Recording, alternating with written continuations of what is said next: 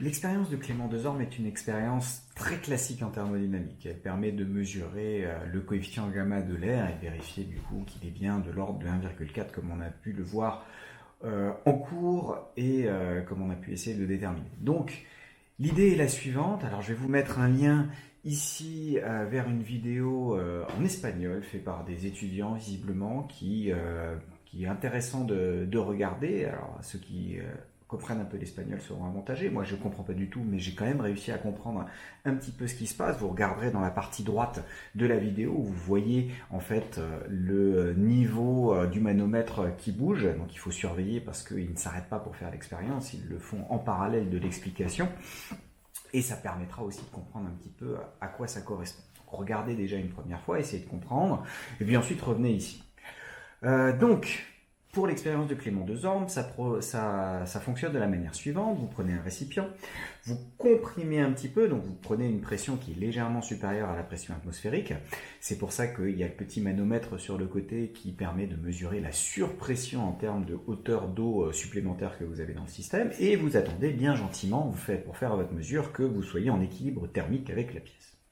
Une fois que vous avez fait votre mesure du petit h, donc de la surpression à la température de la pièce, vous prenez un robinet, vous ouvrez ce robinet et vous le refermez.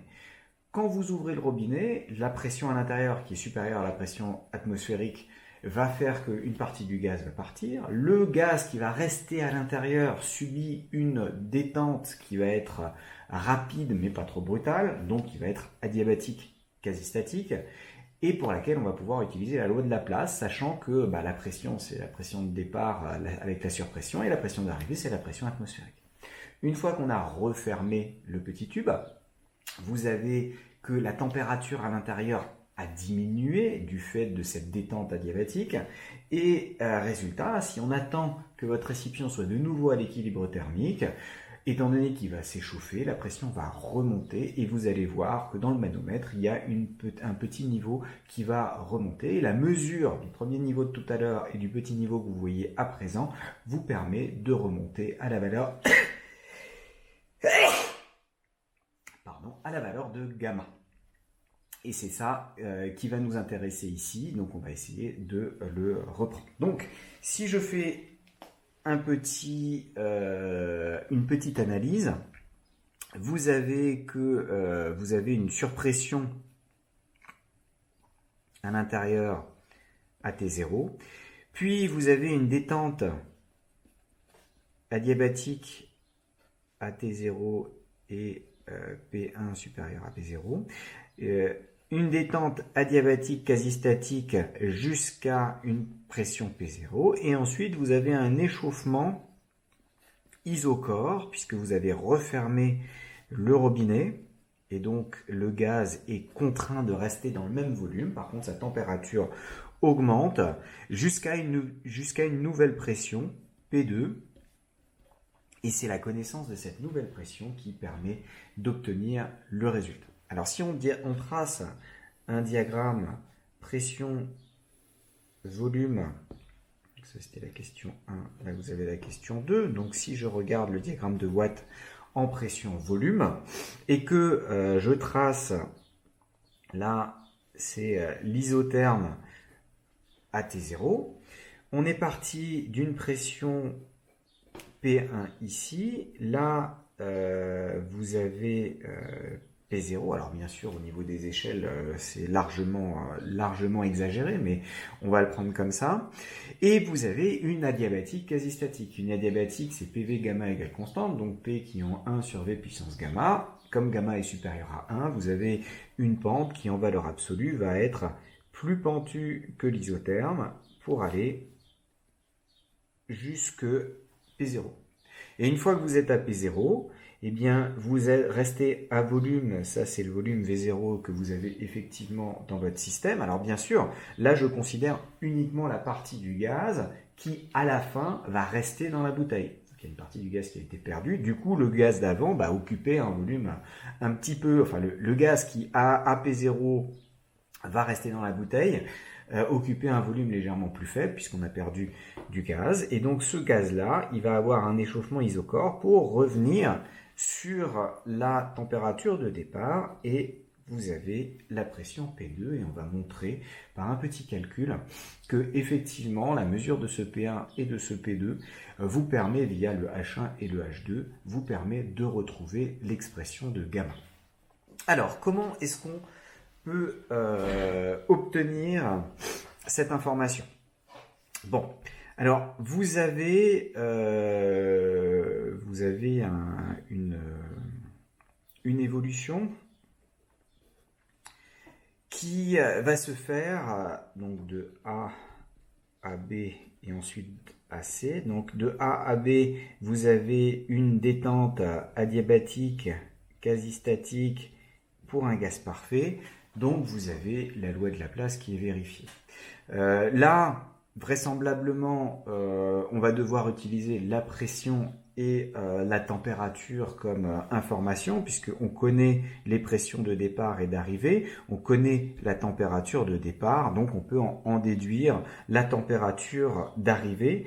Donc ce que j'ai, c'est que la loi de Laplace, c'est fait PV gamma égale constante, V c'est nRT sur P, donc c'est du T sur P, donc ça me dit que T puissance gamma, P puissance 1 moins gamma, c'est ma constante. Donc ce que je dois avoir, c'est que la température en A à la puissance gamma fois la pression en A à la puissance 1 moins gamma doit être égale à la température en B puissance gamma fois la pression en B à la puissance 1 moins gamma.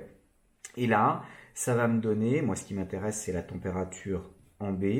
La température en B, c'est égal à la température en A que multiplie le rapport des pressions PA sur PB à la puissance 1 moins gamma sur gamma. Si je remplace, donc TB c'est ma température à ce niveau-là, TA c'est mon T0, la pression en A c'est P1 et P1 c'est P0 plus ρ G H1. Vous vous souvenez, j'ai une surpression qui correspond dans le manomètre à H1 en hauteur de liquide. Et là, c'est le liquide que vous avez mis. Généralement, on va mettre de l'eau. Donc on a TB qui vaut T0 multiplié par P1, donc P0 plus ρ G H1 divisé par P0, le tout à la puissance 1 moins gamma sur gamma. Alors pour le moment, je vais le laisser sous cette forme-là. Je vais regarder le passage de B à C. De B à C, on a un échauffement isochore. Isochore, ça veut dire que le volume est constant. Le volume est constant et ce volume, il vaut NB RTB sur PB et il vaut aussi NC RTC sur PC. Sachant que la quantité de matière, ici, c'est la même. Hein. Entre là et là, je reste dans le même volume avec la même quantité de matière parce que j'ai fermé le robinet, il n'y a plus de perte, il n'y a plus de souci à ce niveau-là. Les R, ils partent aussi et donc je me retrouve donc avec TB sur PB qui est égal à TC sur PC. Alors TB, c'est ce que j'avais tout à l'heure. PB, c'est la pression P0. Et de ce côté-là, TC, c'est T0. Et PC, c'est la pression P2. Et P2, ça va être de la même manière P0 plus ρ G H2. Donc là, je me retrouve avec du P0 plus ρ G H2. Bon. Alors, je vais encore légèrement bouger ça. Donc là, ça me fait du T0. Les P0 se simplifient. Facteur de 1 plus ρ G H1 sur P0 à la puissance 1 moins gamma sur gamma. Alors, la surpression qu'on prend en compte est faible. Hein, vous voyez dans les expériences, c'est quelques dizaines de centimètres comparé à P0 qui est une surpression qui correspond à 10 mètres d'eau. Ça va être totalement négligeable. Donc, je vais pouvoir faire un développement au premier ordre de ce machin-là. Donc, ça va être T0, facteur de 1 plus 1 moins gamma sur gamma, facteur de ρ G H1 sur P0. Donc, quand je le fais apparaître là-dedans, je vais pouvoir dire que j'ai du T0 sur P0 facteur de 1 plus ρg H2 sur P0, ça c'est pour le terme de droite. Et le terme de gauche, je vais aussi avoir du T0 sur P0. Et puis j'ai le terme en facteur qui est ici, 1 plus 1 moins gamma sur gamma, ρg H1 sur P0. Vous voyez que ce truc-là, aussi, pour la même raison, ce terme-là est très petit devant celui-là. Je peux faire un développement limité au premier ordre de 1 sur 1 plus x, ça me fait 1 moins x. Donc j'ai T0 sur P0, facteur de 1 moins ρg H2 sur P0. Là-dedans, les termes en T0 sur P0, gentiment, ils partent. Le 1, gentiment, il part. Et le P0 du coup et le ρg, il va partir après aussi. Et je me retrouve avec du 1 moins gamma sur gamma H1 qui doit être égal à moins H2. Ça tombe bien parce que comme gamma est supérieur à 1 moins gamma c'est négatif. Donc j'ai du gamma moins 1 H1 qui est censé être égal à gamma H2. Vous voyez que quand je vais le mettre du même côté, j'ai gamma facteur de H1 moins H2 qui est censé être égal à H1. Et finalement, gamma va valoir H1 divisé par la différence entre H1 et H2. Je laisse un tout petit peu de place pour faire l'application numérique, puisqu'on vous donne les valeurs numériques. Donc on a H1 qui vaut 18,2 cm.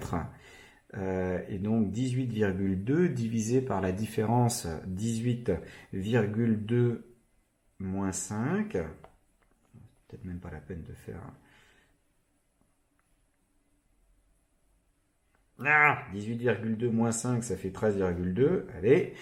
Et quand je fais le rapport, vous voyez que j'obtiens quelque chose. Pas tout à fait ce que je voulais faire. Quand je fais le rapport, on obtient 1,379, 1,38, en arrondissant quand même, parce que mes valeurs sont qu'à deux chiffres significatifs, 1,4. Bon, on va garder quand même le 1,38. Ce qui serait intéressant, et notamment ce qu'on fait en TP, c'est chacun fait une mesure avec des valeurs de H1 différentes. On le fait plus ou moins bien, on répète les mesures plusieurs fois, et puis après on fait une moyenne sur l'ensemble, et on trouve bien un truc qui est de l'ordre de 1,4 lors de cette évolution.